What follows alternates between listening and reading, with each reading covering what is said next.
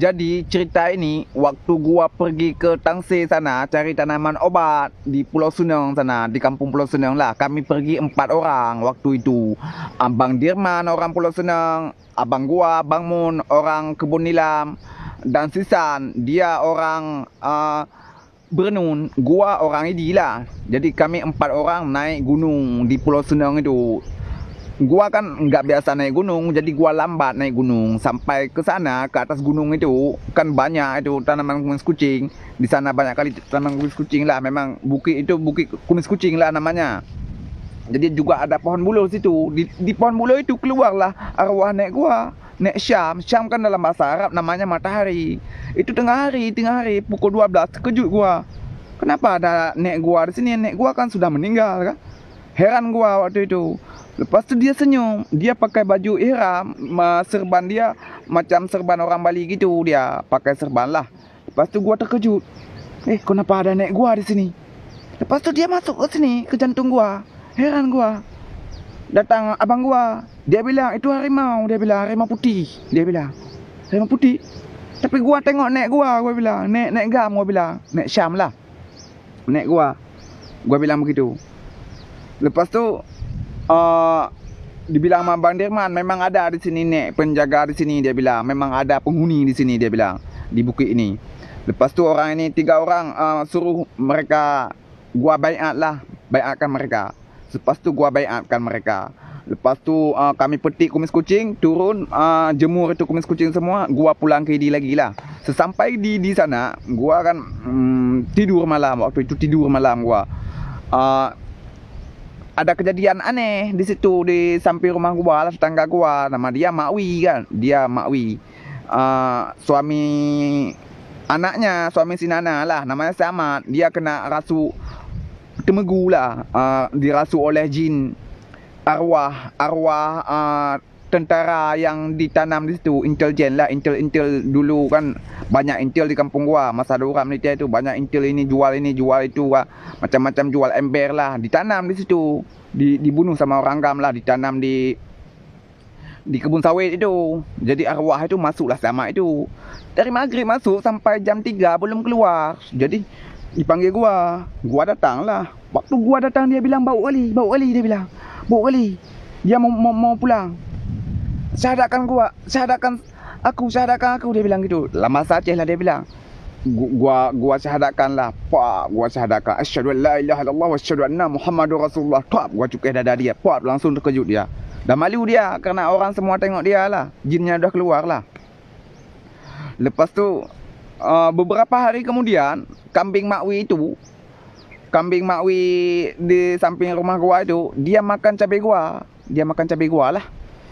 Marahlah gua, palaklah gua kan tak ada tanam cabai di belakang rumah tu, cabai besar gua tanam. Dia makan sama kambing, dimakan sama kambing Makwi, palaklah gua, kan? Palak gua. Lepas tu gua mau serang dia, marah ke dia enggak bisa kerana dia orang awam. Jadi gua tengok ke langit aja, ya Allah, apapun yang zalim di langit jatuhkan. Maka jatuhlah kapal terbang MH70 itu. Kapal terbang Malaysia itu kan jatuh waktu itu. Hari itulah hari gua bilang itu, hari palak gua itu jatuh. Kerana kan malam-malam gua kan selalu komen si Najib Razak. Kerana kan si Najib Razak gua palak kali sama dia, geram lah sama dia. Kerana dia tangkap gua dulu, kan masih ada kat Aceh gua, kan ada perjanjian gua bayar RM310 itu, bukan gratis gua bayar. Gua kan duduk Malaysia selalu bayar, enggak pernah kosong gua. Gua bayar lah, gua orang suka legal lah. Jadi gua belum mati tangkap belum mati kat Aceh gua dah tangkap gua. Kan palak lah gua, geram lah gua. Itulah jatuhlah pesawat MH70 itu, puas hati gua. Kenapa? Memang gua palak kali sama si Najib itu, kerana dia tangkap gua enggak steady main kencing gua lah. Dia tangkap gua belum habis masa. Sepatutnya kan enggak boleh begitu, kerana ada perjanjian tadi. Lepas tu gua ditangkap, dikurung di Pokok Suna sana. Pokok Suna Kedah lah, penjara di sana. Di sana gua pagi waktu itu kan gua berdoa kan di sana, berdoa. Gua tengok ke atas gini, marah cikgu itu, dia panggil gua. 3 orang waktu itu. Yang satu Siman orang Merdu, dia sekarang jualan pupuk lah di sana. Dan lagi si Pon Perlak, dia sekarang jual bawa mobil dam lah, mobil angkut tanah itu di Perlak sana. Dan gua Di tengah gua waktu itu, di tengah-tengah lah. Macam filem Yesus itu kan ada disalib, ada kawannya 3 orang ini. Ada kawannya 2 orang samping, macam itu. Jam 8 disalib itu digantung lah gitu. Disuruh gantung di penjara tu, dijeruji penjara tu. Jam 8 disalib sampai jam 12 datang tuan suruh turunkan. Itulah gua diturunkan. Itu waktu itu disebat lagi gua. Sakit kali disebat, betul-betul sakit. Kan enggak bisa begitu main sebat, kan jahat kali rasanya kita lembu dia. Kalau kita di orang Malaysia pun banyak di sini kosong kan. Di Aceh ni kan ditangkap juga tapi enggak disebat. Lepas tu enggak dikurung pun. Dihantar balik terus. Orang situ kok main sebat sakit kali. Enggak tahan gua, palak lah gua. Makanya zalim itu, menurut gua zalim lah. Kerana Malaysia itu dulu nek gua orang Aceh lah juga yang memperjuangkan kemerdekaan Malaysia itu. Masa anak cucu pejuang negara Malaysia merdeka disebat sakit kali, kan jahat kali gitu si Najib itu. Makanya pesawat MH370 itu jatuhlah waktu itu karena dia zalim, memang zalim, betul-betul zalim. Si Najib Razak itu betul-betul zalim, sok-sok pendekar. Mana ada pendekar gitu. Pendekar dia steady, gentle, pegang janji. Ini enggak janji, belum habis sudah main tangkap orang sebat. Itulah gua enggak terima. Waktu itu gua ditangkap di Komtar Pulau Pinang. Ramailah kami tangkap waktu itu.